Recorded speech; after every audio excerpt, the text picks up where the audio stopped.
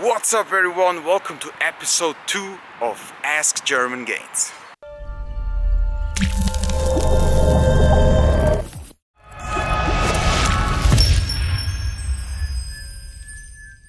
Today's first question is coming from my good friend Anthony, the Flying Dutchman as I like to call him, and he asked my opinion if it was, or on the question, if it was possible to build a well-rounded and balanced great physique without the big three, so without squatting, bench pressing and deadlifting.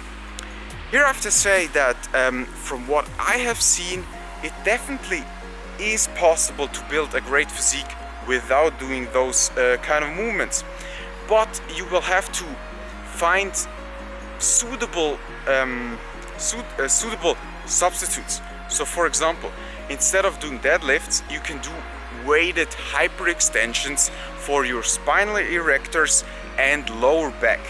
From what I've seen in practice, enhanced lifters seem to get away with it way better than natural lifters just because we don't have as many tools at our disposal. And so doing the big three, yes, you can build a great physique without them, but they're very time efficient just because you're incorporating and you're stimulating so many muscle groups at once. I mean, just look at the deadlift. You're stimulating your upper back, your spinal erectors, your lower back, your hamstrings, your freaking glutes, your forearms, biceps. So many muscle groups are involved in this movement, and so then afterwards you won't have to do as many isolation movements just because you already pre-stimulated most of these muscle groups. So it's definitely the most time efficient way, and I actually saw this also in practice on myself. For a couple of months I stopped doing deadlifts, and what I realized it does is that my lower back thickness really took a hit from it. I mean, not only it didn't really improve, but it actually went backwards. And once I incorporated deadlifts back into my routine, hey guys, let me tell you, a couple of weeks later my spinal erectors hypertrophied so much and got so much bigger and thicker. So to sum it up, yes, it is possible, but I think doing the big three is the best way to go. The next question is, what do I think of cheat meals and cheat days? Now here I have to say that first of all, if you're a fat kid at heart, just as I am, stay away from cheat days. A simple example. I used to, let's say I was dieting and I was in a 500 calorie deficit for 6 days straight. Then on the 7th day I would have my cheat day. Guys, I would cram down like 8,000 calories. And it's not like many people like, oh, it's gonna speed up your metabolism, you're gonna burn all that off. No, one simple sitting or one day won't stimulate your metabolism to go up. I mean, don't get me wrong, your metabolism will go up for a period of time, but it's only like 10% or so when it was measured in multiple studies. And it definitely won't make up a 5,000 calorie surplus. So you can pretty much destroy a week's progress or even more, depending on how bad your cheat is.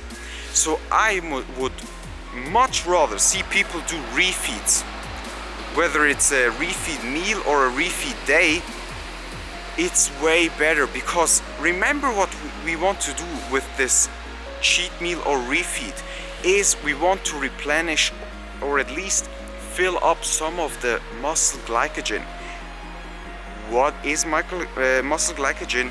It's carbs. So you want to overfeed on carbs and not on fats. And what are most cheat meals? Very high in fat.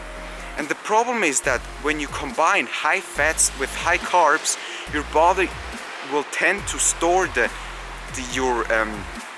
fats the overfeeding of fats in your fat stores.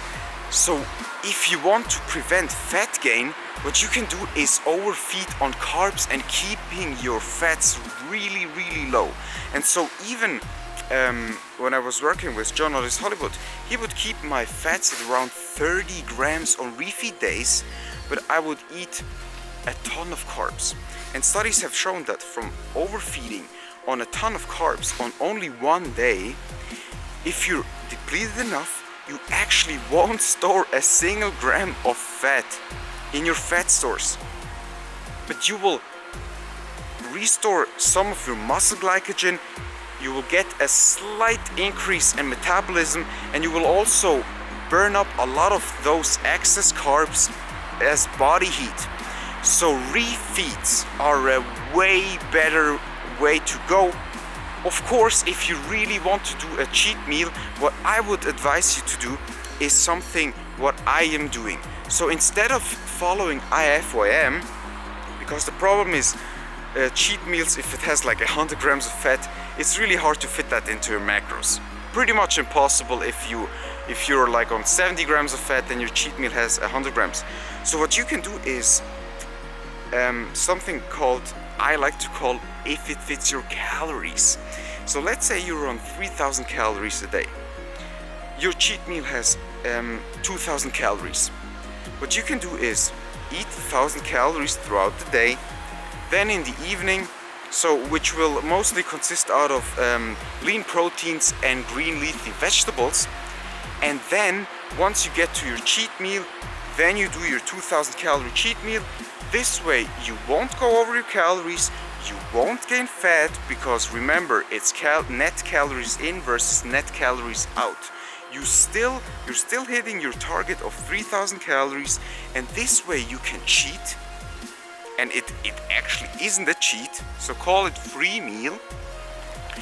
So you can this way eat the foods that you like, eat the free meal, and still not gain a single gram of fat.